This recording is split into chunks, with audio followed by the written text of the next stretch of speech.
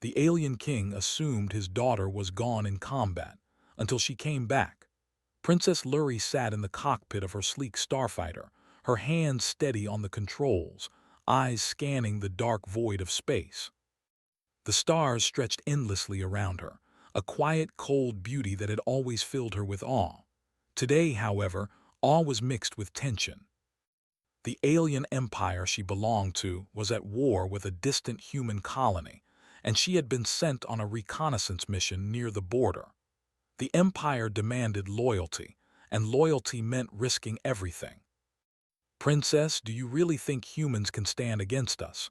asked her wingmate, a young pilot named Curran. His voice crackled over the comms, nervous but respectful. He had grown up hearing tales of human weakness. Everyone believed the humans were primitive, fragile, and unworthy of serious attention. "They are not our concern," Lurie replied quietly, her eyes fixed on the scanners. "Our orders are simple: observe and report. If necessary, strike and leave. Do not waste time doubting the Emperor's wisdom." Her voice was calm, but inside, a small part of her wondered what humans were really like. Stories and reports were all she had ever known. Her father, King Varric, had raised her to be strong, to fight, and to obey. Feelings were dangerous in her world. Weakness could cost a life. Their mission began smoothly. The two starfighters glided past asteroid fields, scanning planets and moon stations. Lurie admired the precision of her wingmate, the way Curran maneuvered through debris. Yet something felt wrong. The comms were strangely quiet, and the human border world they approached was eerily still.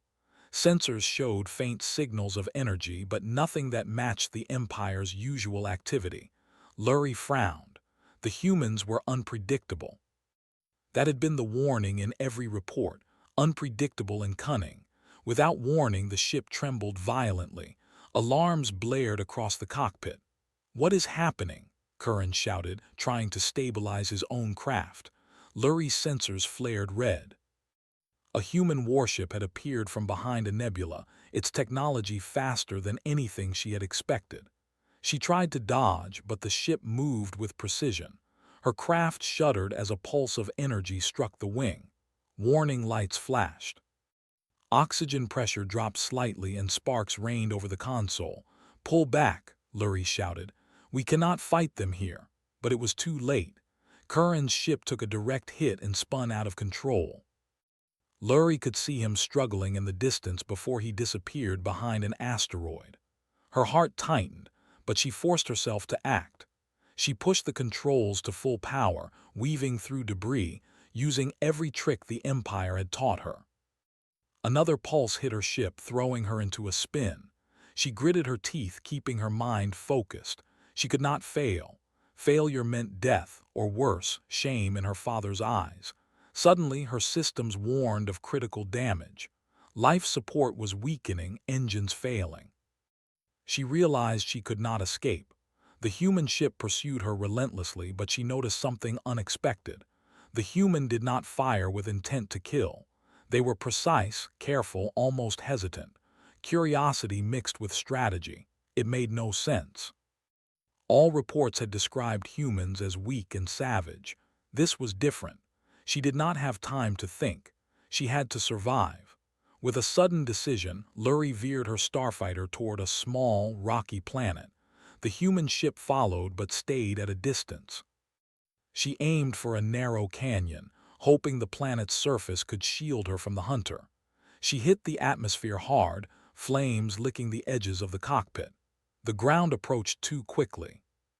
She closed her eyes for a moment, remembering her father's lessons: survive, endure, and obey. Then she crashed. The world was harsh. Dust and smoke filled the canyon. The starfighter lay broken, metal twisted and smoking. Lurie's body ached from impact, but she was alive. Oxygen levels were low and minor burns covered her arms and face. She crawled out of the cockpit, her uniform torn. The sky was pale, with a faint blue glow at the horizon. She could not see the human ship. It was gone. She felt an unusual mixture of relief and fear. Alive but trapped, the Empire would assume she was dead. Hours passed. Lurie dragged herself through the rocky terrain. She tried to keep her wounds clean, using torn cloth from her uniform. Every sound made her heart race. She realized she did not know this planet. Every report described the humans as primitive, but she had never expected such open skies, rolling deserts, and small settlements. Distant lights flickered in valleys below. She knew instinctively that this was not a war base. Humans lived here quietly, peacefully, without armies stationed everywhere. The contrast shocked her. As night fell, she noticed movement near a small building. Figures emerged, carrying torches. Lurie froze, unsure whether to hide or signal. She felt weak, her strength fading after the crash. The humans approached cautiously. A young man stepped forward. His uniform was simple, not military. He held his hands up, not in aggression but in warning. His face was calm, even curious. "Are you hurt?" he asked in clear, simple words. Lurie hesitated. She had been trained to fight, to distrust, to assume humans were threats. But this man, John Carter, seemed different. He stepped closer, offering a medical kit. His actions were not aggressive. They were kind. She wanted to refuse, to disappear into the night, but her body refused to move. She nodded slightly. John guided her gently toward a small building, his companions watching but not interfering. She had never experienced such unforced care. Every movement was careful, respectful. She felt her heart pound, not with fear but with confusion. Inside the building, she rested on a simple cot. John cleaned her burns and bandaged her wounds. Emma Brooks, a human medic, checked her breathing and pulse. They spoke quietly, trying not to alarm her. She wanted to ask questions, but the language barrier slowed her. She realized she could learn more by observing than speaking. John brought water and food, which she ate reluctantly. Her body was weak, but her mind raced with thoughts of duty, honor, and the Empire. "You are safe here," John said simply. "We do not want to hurt you, we only want you to live." The words confused Lurie. In her world, trust was earned through strength and obedience. Humans offered something else, compassion. She could not understand it fully, but it made her feel something long buried. Hope. Days passed. Lurie healed slowly. John and Emma told her about their home, their small town, and how humans defended each other in simple, quiet ways. She listened, fascinated. Humans were not weak. They were strong in ways her empire could not measure. They survived through cooperation, courage, and care, not domination. Each story puzzled her, challenged everything she had learned. She wondered if her father, King Varric, could ever understand such strength. News of her disappearance reached the Empire. The commanders assumed she had died. King Varric mourned in private, a proud ruler forced to hide his grief. The loss of his daughter was a personal blow and a political risk. Enemies within the Empire whispered of weakness. The royal advisors urged revenge, and preparations for war against the humans accelerated. Lurie's survival was unknown to them. The Empire acted as if she were gone forever. One evening, Lurie walked outside the human building. The stars were clear and the quiet desert stretched endlessly. She reflected on her journey. She had survived against impossible odds. Humans had shown her kindness. She had learned that survival did not always mean fighting to kill. Courage had many forms, yet she also remembered her duty. Her empire, her father, expected obedience and strength. She could not stay here forever, no matter the warmth of human care. John approached, noticing her gaze. "You are thinking about going back, aren't you?" he asked softly. She nodded, though her words were heavy with conflict. "I must," she said. "They will assume I am gone. My father, my people, they rely on me to follow orders. If I do not return, chaos will come." John looked worried, but he understood. Humans had choices, but honor guided them as well. He offered a small smile.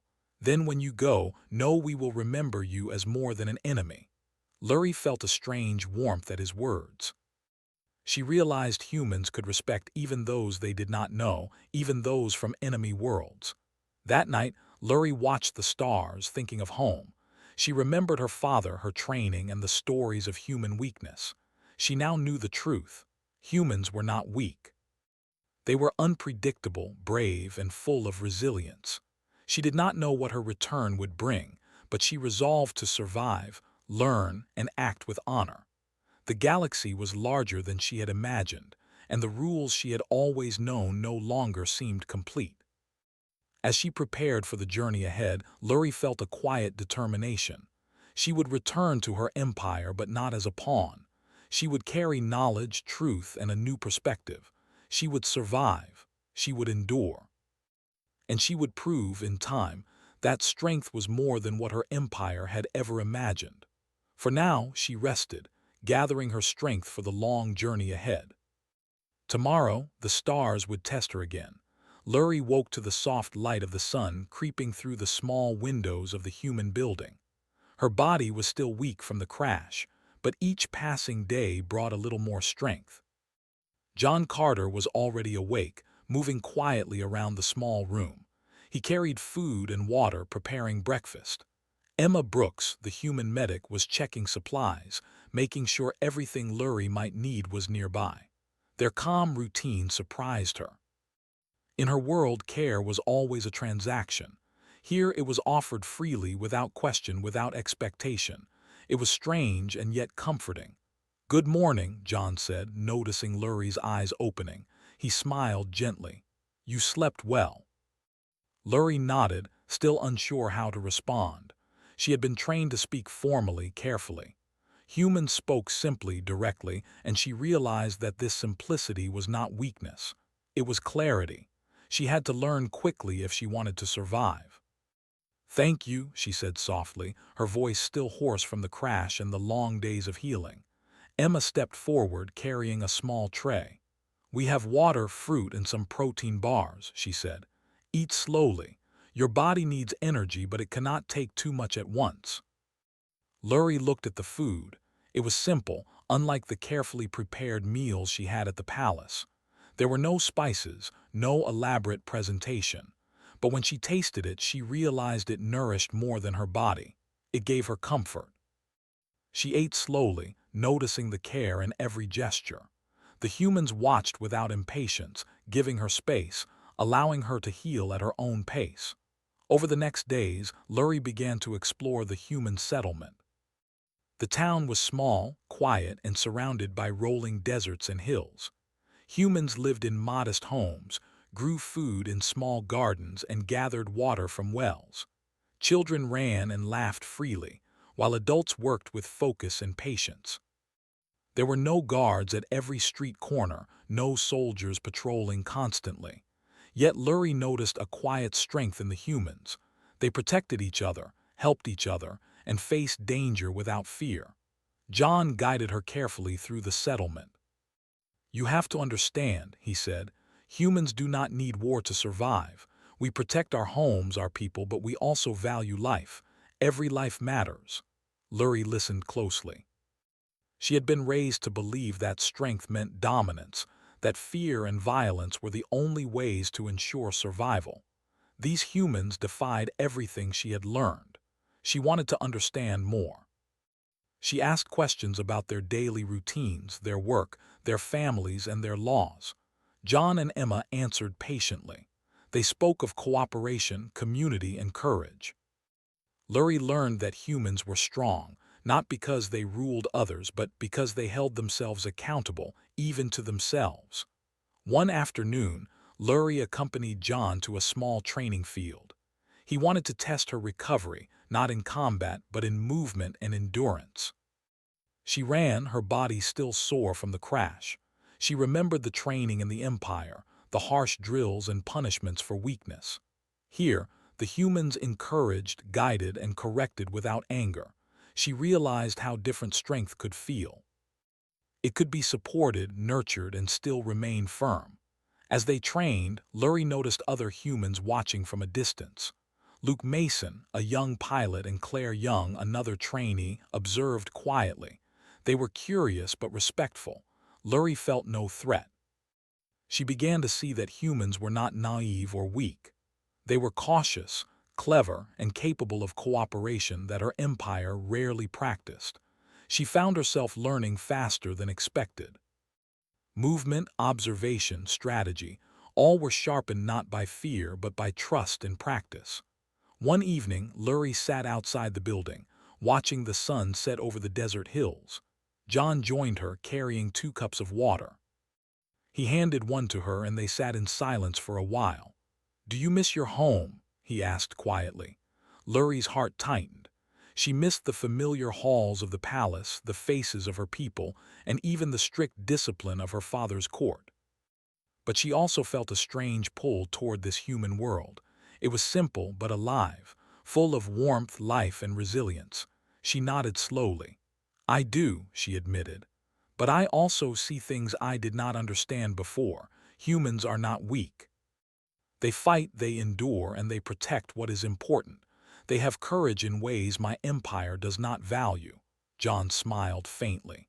"Then maybe your journey is not just about returning home. Maybe it is about understanding strength differently." Lurie considered his words. She had never thought of strength this way. In the Empire, strength was power over others, victory at any cost, and obedience. Here, strength was patience, trust, and sacrifice for others. She realized that if she returned home, she would carry not only her survival, but knowledge that could change her people. As days turned into weeks, Lurie became more comfortable in the human settlement. She helped with small chores, observed children learning, and even joined humans in games and exercises. Each experience taught her something new. She noticed how humans planned for the future, how they trained young people to think critically, and how they celebrated small victories.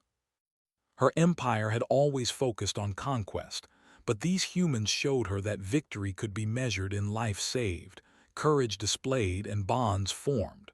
One night, a storm swept across the desert. Lurie huddled inside the building, listening to the wind howl and the rain patter against the roof. John and Emma checked on her constantly, ensuring she stayed warm and hydrated. She realized she had never felt care like this before. In the Empire, comfort was a luxury reserved for the elite. Here, care was a right freely given, and it gave her hope. During the storm, Lurie thought of her father. King Varric would assume she was dead. Advisors would push for war. Her people would mourn her, and some would question her worth. She felt a pang of guilt. She wanted to protect her people, to obey her father, but she also wanted to survive and learn from these humans. The conflict inside her grew stronger each day. As the storm cleared, John suggested she try the communication device again. She had been hesitant to speak too much, afraid humans might discover her true identity. But now, she realized that trust could be a strength. She activated the device and began practicing words and sentences in human language. John corrected her gently, teaching pronunciation and phrasing. Emma joined, showing her how humans used language to build understanding rather than fear. One afternoon, Lurie accompanied John and Emma to a nearby ridge to observe distant activity. They used simple scanning devices to watch for threats or unusual movements. Lurie was fascinated. The humans were not seeking battle, but knowledge. They prepared for the unknown carefully, without aggression. She realized that this approach, cautious but effective, allowed them to survive despite being smaller and less advanced than many other civilizations.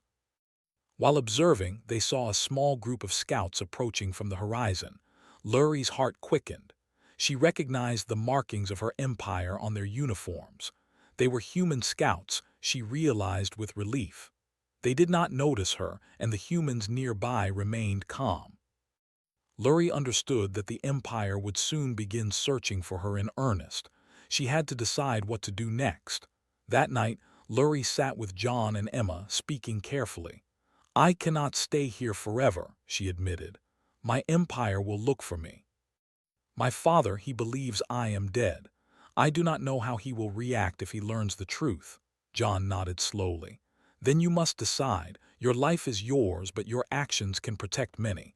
Whatever you choose, we will help you survive." Lurie felt a strange warmth. Humans did not demand loyalty through fear. They offered it through trust, guidance, and respect. She realized that if she returned to her empire, she could bring knowledge of human strength, human honor, and human courage. It could change the way her people saw the galaxy.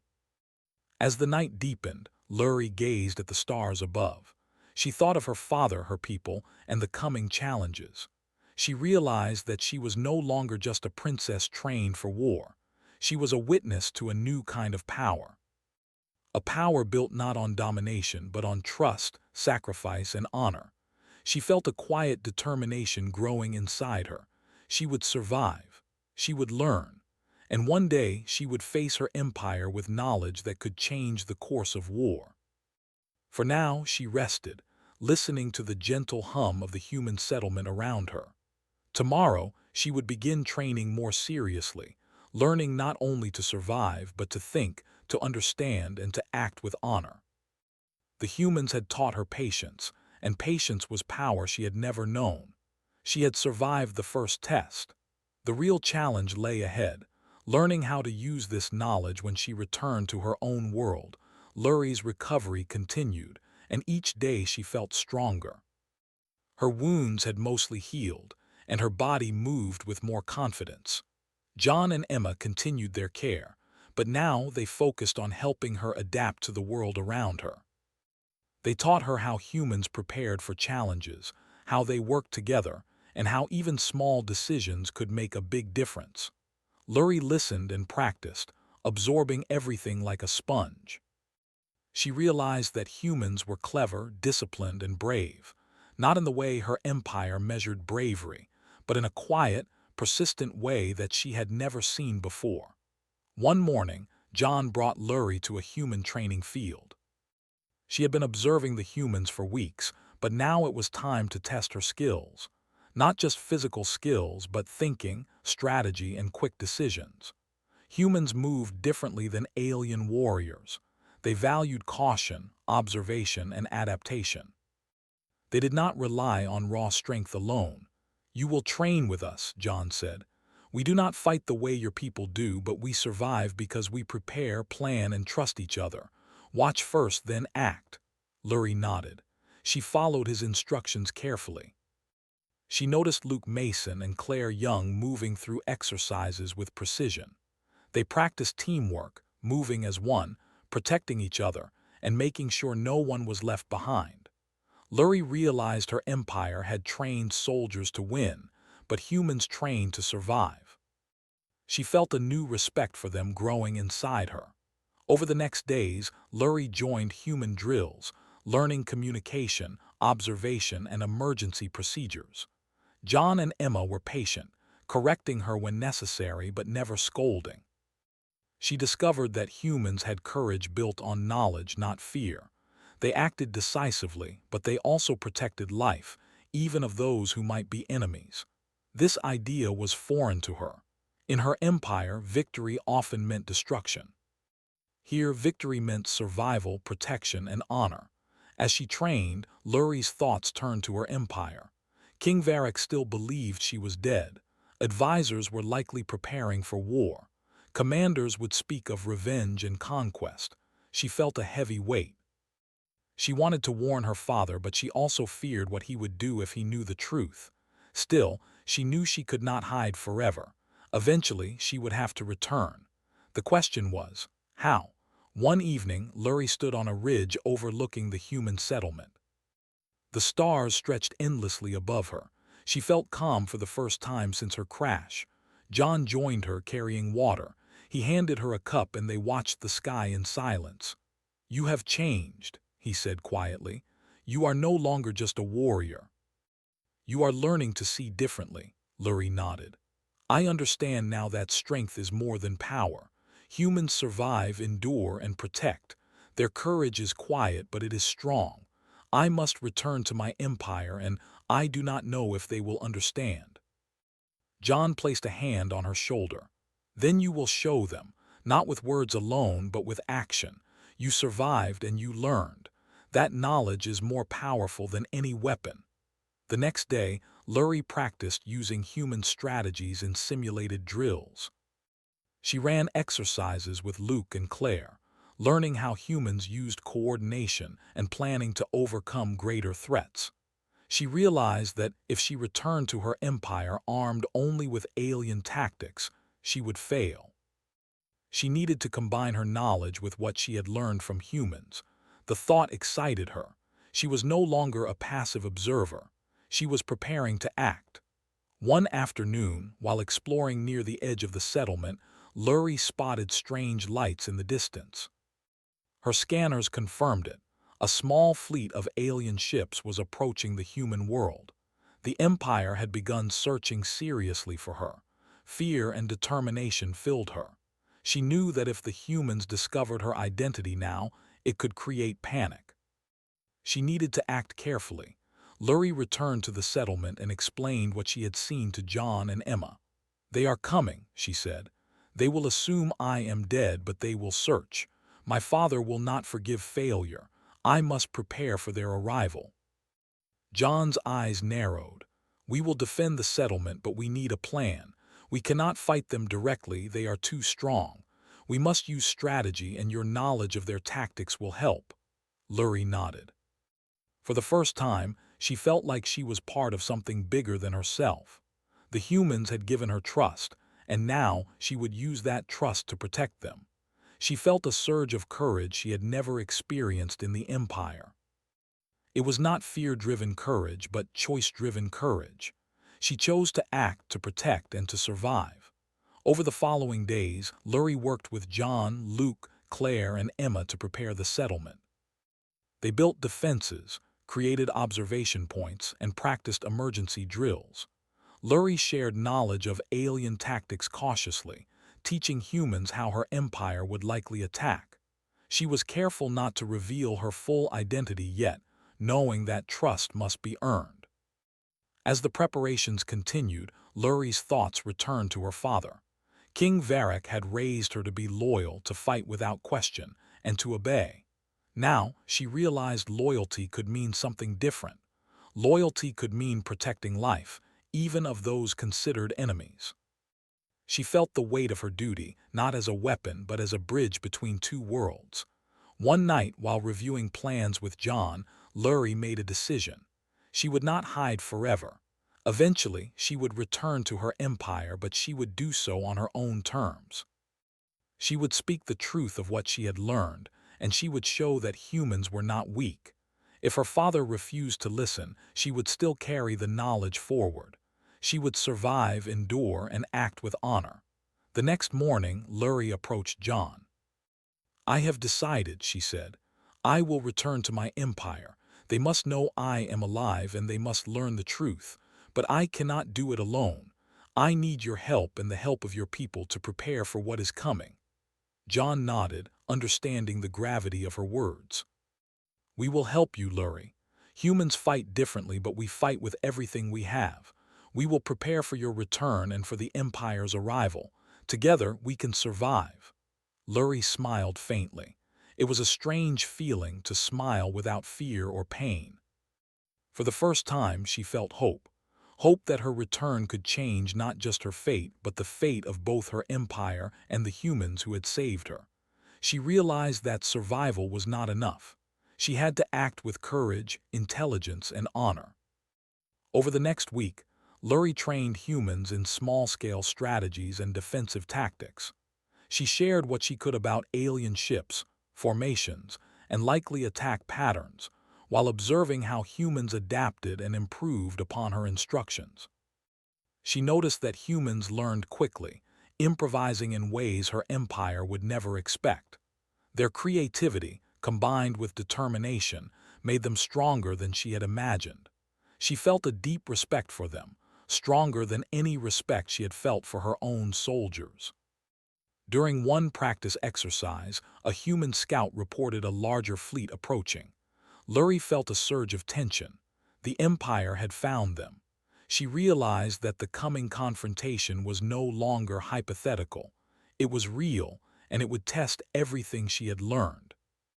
She gathered the human leaders and explained what she knew. They will not understand peace, she said. They will assume we are weak and act with force. We must use strategy, observation, and coordination. If we work together, we can survive and protect our people. The humans listened carefully, asking questions, testing her suggestions. Lurie realized that this collaboration was something her empire could never achieve. In her world, orders were given and followed without question. Here, ideas were exchanged, tested, and improved upon.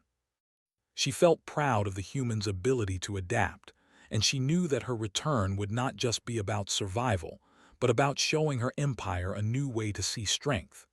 As night fell, Lurie stood on the ridge once more, looking at the stars. She thought of her father, the Empire, and the humans who had saved her.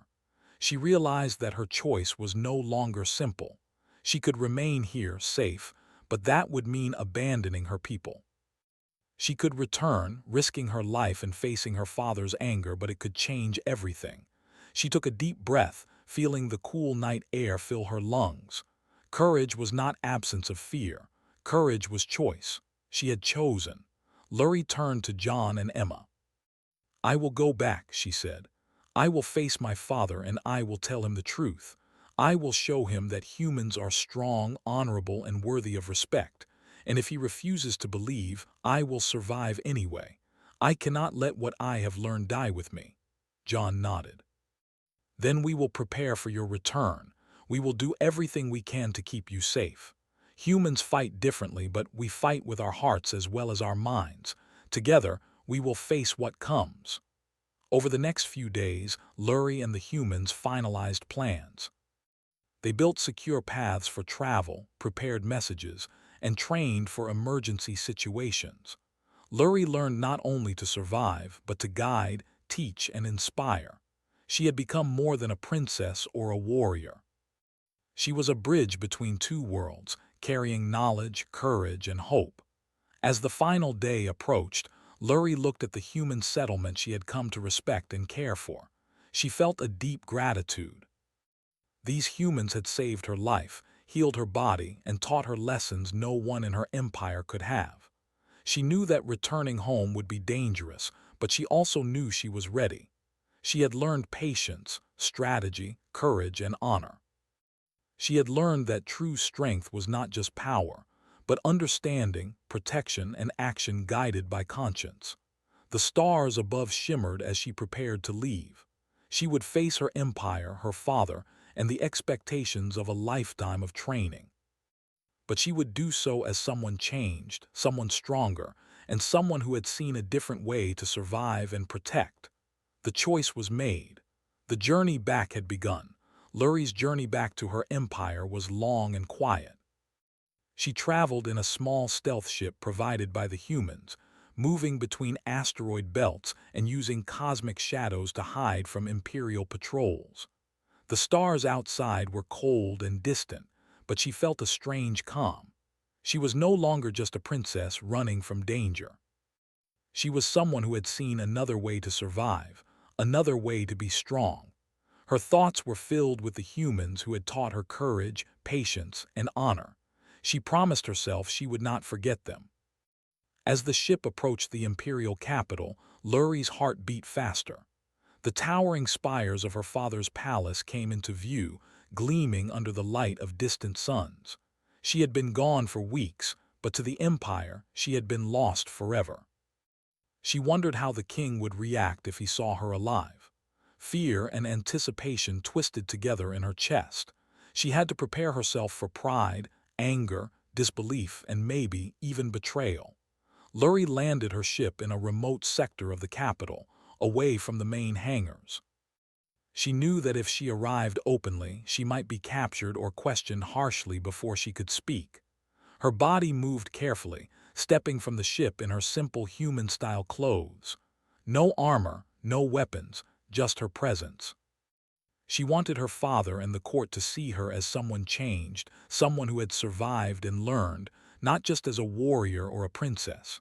As she approached the palace gates, imperial guards noticed her presence. They raised alarms. "Halt!" one shouted. Lurie raised her hand slowly, showing she carried nothing. I am Princess Lurie, she said clearly. I come in peace. The guards hesitated. They had been told she was dead. Some whispered among themselves. Eventually, they relayed the message to the palace. Moments later, a contingent of elite soldiers escorted her to the throne room. Lurie walked with calm determination, feeling the weight of every eye on her. The throne room was massive, filled with high-ranking officials, advisors, and soldiers. Every face showed shock, disbelief, and curiosity. King Varric sat on his throne, his eyes narrowing as Lurie entered. The room fell silent. Whispers rippled through the crowd. The king's advisors leaned forward, waiting for an explanation. Lurie stopped a few steps from the throne and bowed slightly, showing respect but also confidence. She spoke clearly, her voice carrying to every corner of the room. "Father," she said, "I have returned. I was thought lost, but I am alive. And I have seen a truth that must be known." King Varric's expression hardened. "Princess," he said slowly, "we believed you dead. The Empire mourned. Tell me, what is this truth you bring?" Lurie straightened. She had rehearsed this moment in her mind, but now that it had come, she felt the weight of it more than she expected. "Humans," she said, "are not weak. They survive, endure, and protect each other in ways our empire has never valued. They fight to defend life, not to conquer. They are clever, brave, and honorable." A murmur ran through the court. Some officials scoffed, others leaned forward in curiosity. One advisor, a stern woman named Selena, spoke sharply. "Your Highness, you speak of weakness as strength. These humans have no honor. They are primitive. Our scouts report nothing of importance. We are stronger, more advanced. Your words confuse the council." Lurie held her gaze. "I speak from experience. I have seen humans protect each other, fight with courage, and survive against impossible odds. They do not rely on dominance, fear, or destruction to show strength. Their strength comes from trust, cooperation, and sacrifice. We underestimate them at our peril." King Varric's eyes softened for a moment, but pride and anger quickly returned. "You are changed," he said slowly. "You speak as though our teachings are false. You were trained to serve the Empire, not to admire the enemy. How do we know your words are not lies designed to weaken our resolve?" Lurie stepped forward. "I would not return if I did not believe it. I risked my life to come here. I survived against the odds, and I learned what humans are capable of. I bring knowledge, not weakness." Some officials whispered urgently. A few shook their heads. The tension in the room was heavy. Lurie noticed that some younger officers seemed curious, but many older leaders were rigid with disbelief. King Varric rose from his throne. His voice boomed across the chamber. "You were lost to us. We prepared for war. And now you tell me the enemy is not what we thought. Do you ask me to delay action because you admire them?" Lurie bowed her head slightly, keeping her tone respectful but firm. "Not admiration, father. Understanding. Knowing our enemy is not the same as respecting weakness. We must act wisely. War without knowledge will bring needless death to our people." The room was silent. The king's face twisted with conflict. He looked at his daughter, the princess he had thought dead, and for the first time he saw someone different. She was no longer just a trained soldier. She had survived, learned, and seen a new way to measure strength. She was a witness. One of the senior generals, a man named Torin, spoke harshly. "Your Highness, we cannot delay. Humans are growing stronger. They will attack if we hesitate.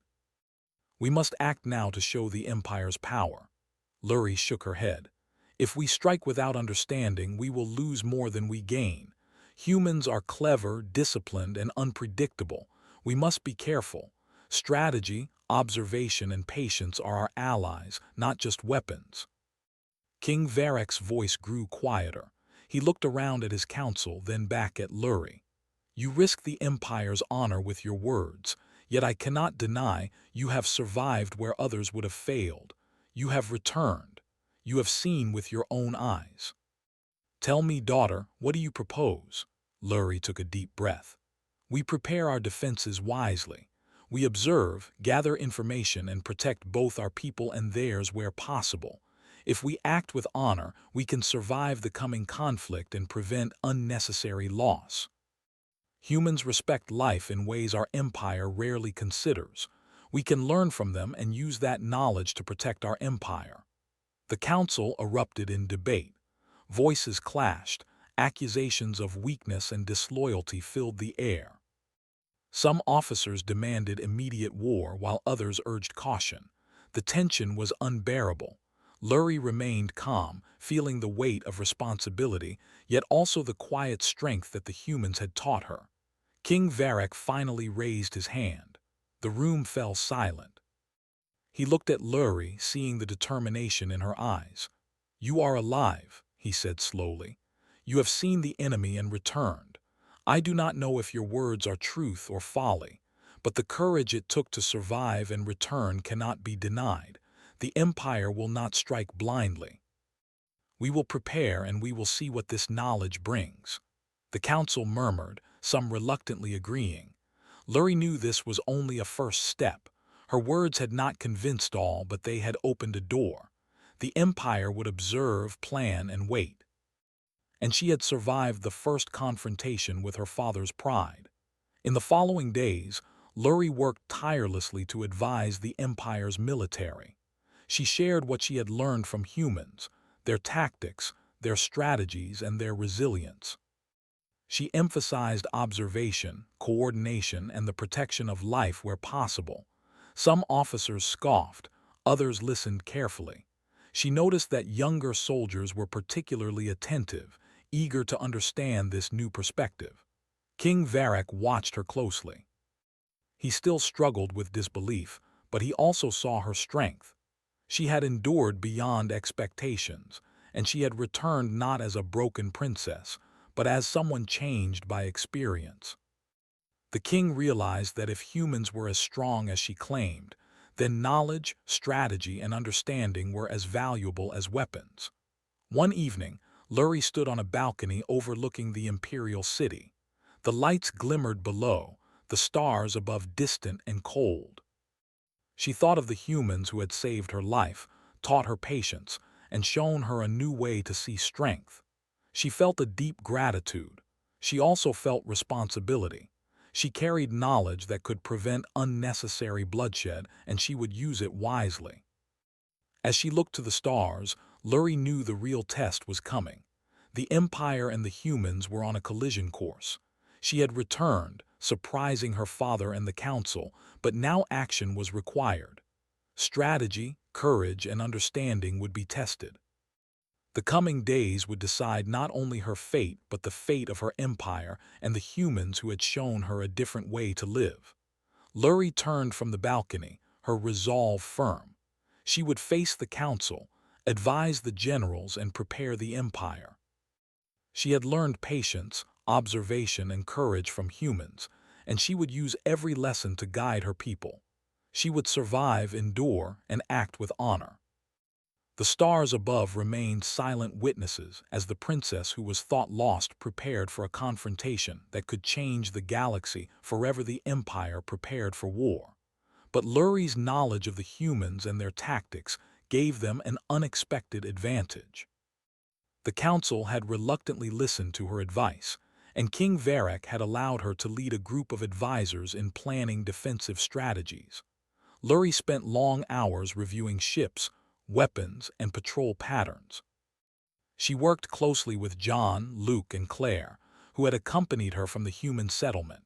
Together, they prepared for the confrontation that could determine the future of both civilizations.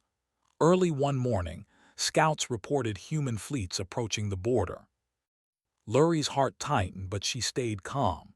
She had trained for this, learned from humans, and understood the importance of patience and strategy. She called a meeting with King Varric, the council, and the commanders. "We must assume they will act to defend themselves," Lurie said firmly. "Humans do not fight to conquer, they fight to protect life. If we attack recklessly, we will lose more than we gain. We must observe, position our forces wisely, and be ready to adapt." Some generals scowled. Torin, the same general who had opposed her before, said sharply, "Princess, we cannot delay. If we hesitate, they will strike first." Luri met his gaze steadily. "We are not weak. We can strike, but with understanding. Strategy, timing, and protection of our people are key. We survive by knowing our enemy, not by rushing blindly." King Varric remained silent for a moment, then nodded slowly. He had seen her survive impossible odds and return with knowledge few could claim. "Very well," he said. "We will act as you advise, but be ready. If your counsel fails, the Empire will bear the consequences." The alien fleet moved into position, and humans observed from a distance, ready to defend their systems. Luri guided her forces carefully, predicting likely attack patterns and positioning ships to protect civilians, supply lines, and strategic points. She felt the weight of every decision, knowing that even one mistake could mean death for thousands.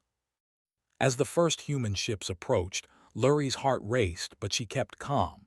She watched as John and his crew maneuvered their ships with precision. The humans were smaller in number, but they moved with confidence, discipline, and courage. Luri realized once again that strength came in many forms. These humans, though not as advanced as the Empire, were clever, adaptive, and brave. The first exchange of fire was careful. Humans fired only when necessary, targeting ships that threatened their civilians. Luri directed her Empire's ships with skill, minimizing unnecessary damage and keeping her forces coordinated. She noticed humans rescuing injured aliens, pulling them from wreckage when possible. This act of honor shocked some of the Imperial generals, but Luri felt pride. She had learned from humans, and now she saw the results in action. As the battle continued, Luri spotted a squadron of Imperial ships heading toward a human colony.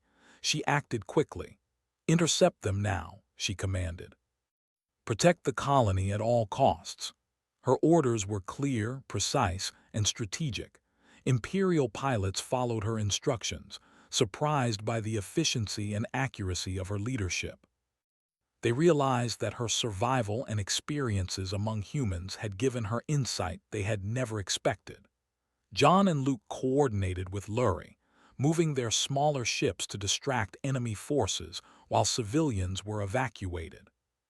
Claire Young directed defensive measures, using her knowledge of terrain and positions to slow down Imperial advances. Together, they created a system where every action was measured, intentional, and aimed at preserving life. In the middle of the battle, Luri spotted a group of human ships under heavy fire. Without hesitation, she maneuvered her ship into the fray, taking risks to protect them. Energy blasts struck nearby, shaking her vessel, but she kept control, guiding the humans out of danger. The act surprised both human and alien observers. Courage, strategy, and care were visible in every move. King Varric watched from the command platform. He had expected victory to be easy, yet he saw his daughter leading with skill, protecting both humans and his own people. Pride and confusion battled in his mind. Luri had returned thought to be dead, and now she demonstrated a form of strength his empire rarely valued. She was alive, wise, and fearless. As the battle reached its climax, a massive human ship approached the Imperial flagship. Luri assessed the situation and realized that a direct confrontation could endanger both sides. She directed smaller squadrons to create a diversion while she approached the flagship cautiously. She communicated with the human captain, coordinating maneuvers to minimize destruction. The flagship shook under the impact of energy blasts, but Luri remained calm. She remembered the lessons of patience, observation, and courage. She maneuvered carefully, positioning ships to block attacks while allowing humans to strike critical weak points. The humans moved with precision, striking only when necessary. The Empire's officers whispered in disbelief. Luri's leadership and knowledge of both sides had turned the battle into a demonstration of skill, strategy, and honor. Amid the chaos, Luri saw civilians trapped on a damaged station. She directed a rescue operation, coordinating both human and Imperial ships. The station was battered, but lives were saved. She realized that true strength was not measured by destruction, but by the lives protected, the courage displayed, and the choices made under pressure. As the battle drew to an end, human forces had survived against a larger Imperial fleet, thanks to strategy, coordination, and courage. Luri's empire had minimized unnecessary losses, thanks to her guidance. King Varric observed, silent for a moment, then finally spoke. "Daughter," he said, his voice carrying across the command chamber, "you have returned, survived, and led with knowledge we could not have imagined. I see now that humans are not weak. They fight with honor, courage, and wisdom. You have shown the Empire a lesson I should have taught myself long ago." Luri bowed slightly. "Father, the humans are not enemies by nature. They protect what is theirs, but they value life. We can survive without unnecessary destruction if we understand them." Torin and other generals looked uneasy, but even they could not ignore the results. The humans had not been destroyed. They had shown skill, courage, and strategy beyond expectation. Luri's leadership had prevented needless bloodshed and demonstrated the value of honor and intelligence in battle. In the aftermath, Luri coordinated recovery efforts. Humans and Imperial crews worked together to repair damaged ships, evacuate wounded, and restore essential systems. She moved among the people, offering guidance, reassurance, and encouragement. Her presence inspired cooperation and respect from both sides. John approached Luri as they oversaw the recovery. "You did it," he said quietly. "You kept everyone alive and turned a battle into a lesson for both sides." Luri smiled faintly, exhausted but fulfilled. "We did it together. The humans taught me courage and strategy, but the Empire listened and followed. This was not just about surviving battle. It was about proving that strength can be measured in life saved, not lives destroyed." Over the following days, the Empire reassessed its approach to humans. Luri's testimony, combined with her actions, convinced the Council that patience, observation, and honor could prevent unnecessary war. King Varric held meetings with humans to establish communication, guided by Luri. Trust, respect, and understanding replaced fear and ignorance. Luri continued to serve as a bridge between two worlds. She taught Imperial officers lessons learned from humans, and she helped humans understand alien tactics and culture. She realized that her survival and experiences had not only saved lives, but had also created a fragile peace and a new way of thinking. One evening, Luri stood on a balcony of the Imperial Palace, looking at the stars above.